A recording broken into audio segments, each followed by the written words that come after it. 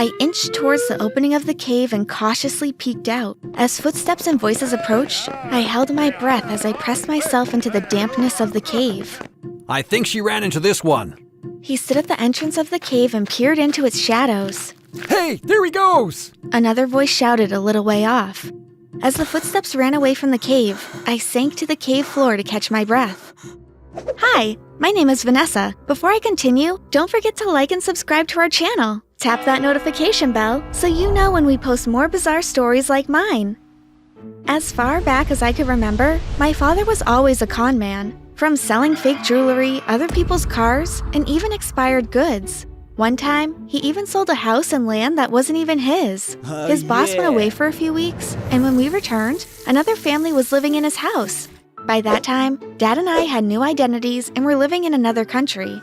I never knew my mom, and he was the only family that I knew about. I stayed with him until I was 20. After I struck a record deal and became a famous singer, I moved from Dad's house even though I stayed in the same country.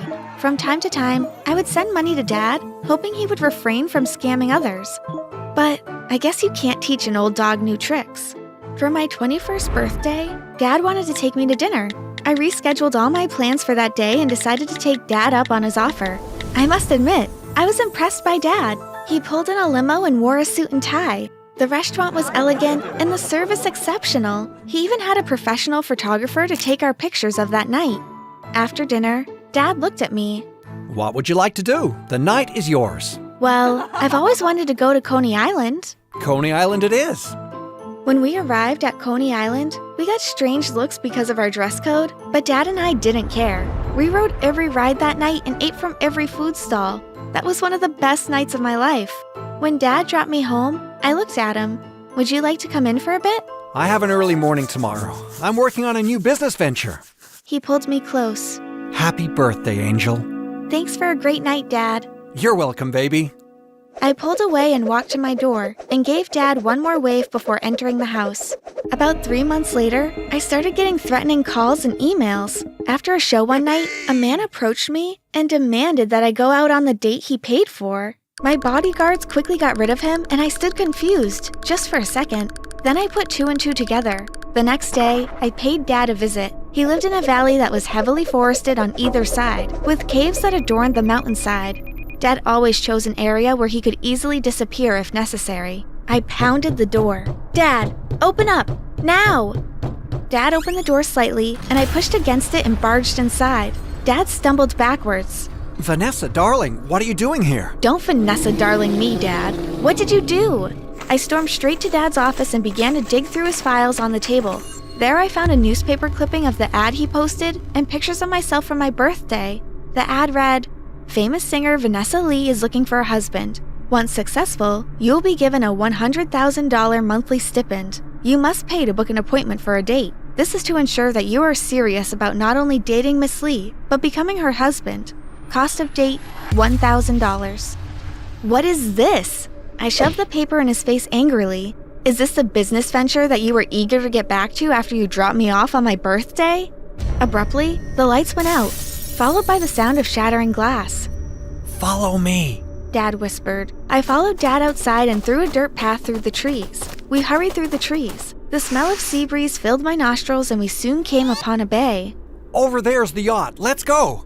Dad grabbed my hand. 3 loud explosions rang in the air. My chest tightened and my heartbeat quickened. When we got to the yacht, Dad instructed me to stay down until he said it was okay. A few seconds later, I heard the engine come to life and we began to move. I was trembling when Dad extended his hand to help me up 5 minutes later. Sorry that you got mixed up in this, kiddo. Are you really, though? I walked away from Dad, and he didn't speak with me until we got to our destination. We stopped close to a bay with hanging trees. We jumped out and pulled the yacht into the branches before wading out of the water. I followed Dad until we came to steep moss-filled steps covered with vines. At the top stood a vine-covered ancient stone structure that looked like something out of a horror movie. Are you sure this thing isn't cursed? I asked, as I followed closely behind Dad. Come on, we're almost there. Dad laughed. By the time we got to the top of the stairs, we were both breathing heavily.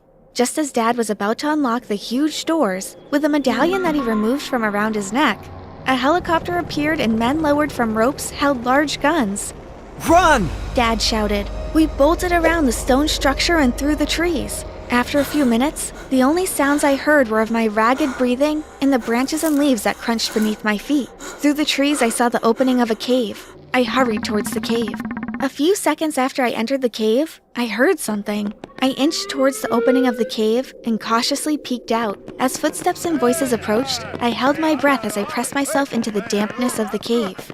I think she ran into this one. He stood at the entrance of the cave and peered into its shadows. Hey, there he goes! Another voice shouted a little way off.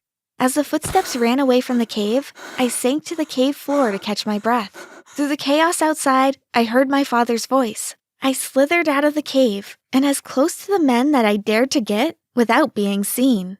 The boss said to take him to the camp until tomorrow. I watched as they dragged my father through the thicket of the trees. I retreated to the cave and waited until nightfall to make my move. I moved stealthily between the trees and hid behind the bushes closest to the camp. There was one tent in the middle of the camp. I didn't see my father outside, so I figured that he was being held captive inside the tent. I patiently waited until all the men were asleep before tiptoeing between them sneakily. When I got into the tent, I saw my father tied to a pole. One of his eyes was swollen shut.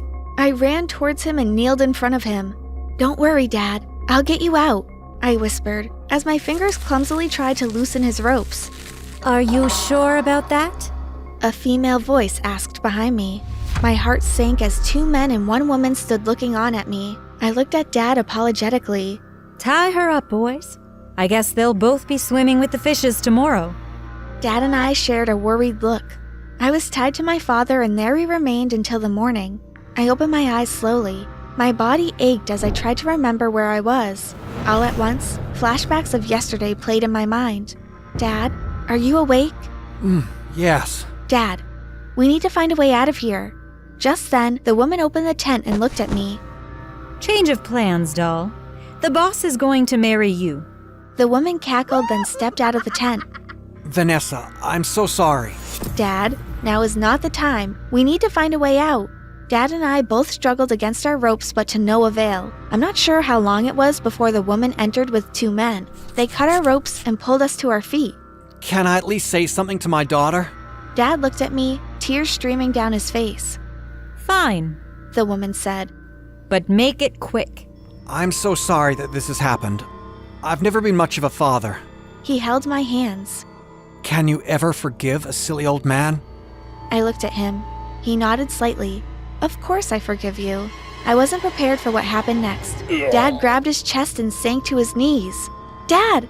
Dad!" I cried. The two men pushed me away and the woman shouted. Get him to his feet. I used the distraction to sneak out of the tent. I darted towards the stone structure that Dad and I were supposed to use as a hideout. I opened my hand. "Thanks, Dad." In it was Dad's medallion, the key to open the door of the structure. I heard loud, angry voices behind me, but I zoned them out. I needed to get to the hideaway, or I'd be done for. I took the steps two at a time, and the first explosion rang out just as I opened the door. I quickly closed it behind me and locked it. The structure was built like a fortress, one way in, one way out. It was equipped with security cameras, a generator, and enough food to feed an army. It was cozy and had all the necessary utilities and comforts of a small cottage. I even found a wooden crate with arms and ammunition. My mind ran constantly to my father, and I wondered what he would do in a situation like this.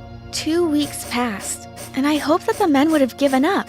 But boy, was I wrong. Every night, as I looked at the camera, the men looked for a way into the stone structure, but they couldn't get in. I had to make a choice. I could stay trapped in the stone structure, or I could surrender. One morning, I stood in front of the door with the medallion, and I whispered, "Sorry, Dad," as I opened the door. As soon as I stepped out, I closed the door and destroyed the medallion under my feet. It didn't take long before I was grabbed. But this time, I didn't get tied up in a tent. I was taken to a small wooden hut. The woman walked in with a long white dress. It's nice to see you. Your wedding will be taking place shortly. "Where's my father?" I asked with a cracked voice. The woman exited the hut without another word. I got dressed and waited. Why so glum? Today is your wedding day. The woman exclaimed when she yanked open the tent flaps. She was dressed in a long red dress. Let's go. I followed the woman to a larger, elegantly decorated hut. Inside were a few men dressed in suits chatting and drinking. There was a videographer, a photographer, and on one side was a 3-tier wedding cake. Ah, there she is, my beautiful bride. An older-looking gentleman with thinning hair and yellow crooked teeth greeted me. I grimaced, but allowed him to take my hand. Pastor, my bride is here. Shall we begin?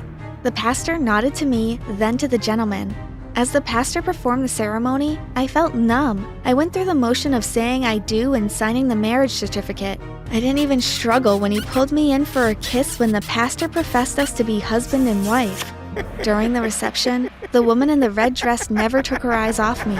I observed as she refilled the groom's glass as soon as it was empty. After about an hour, the groom knocked his glass. It's time to make a speech and cut the cake. Marissa, my dear, bring the special pitcher.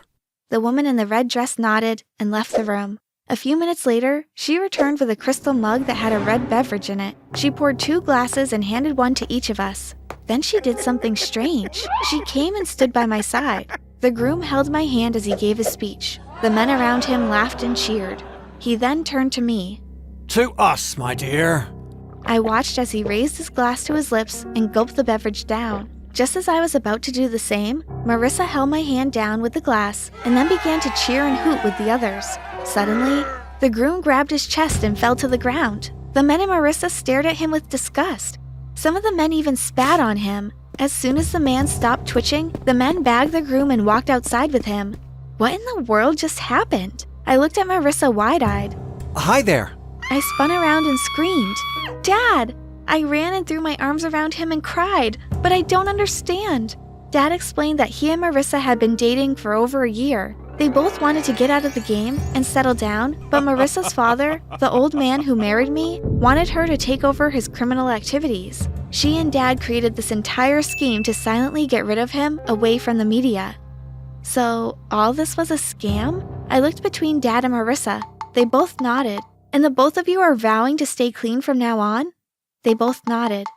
I guess this was one scam that worked out in the end. Dad and Marissa got married that day, and since my husband died, I inherited an extensive amount of cash and estates that I shared between Dad and Marissa.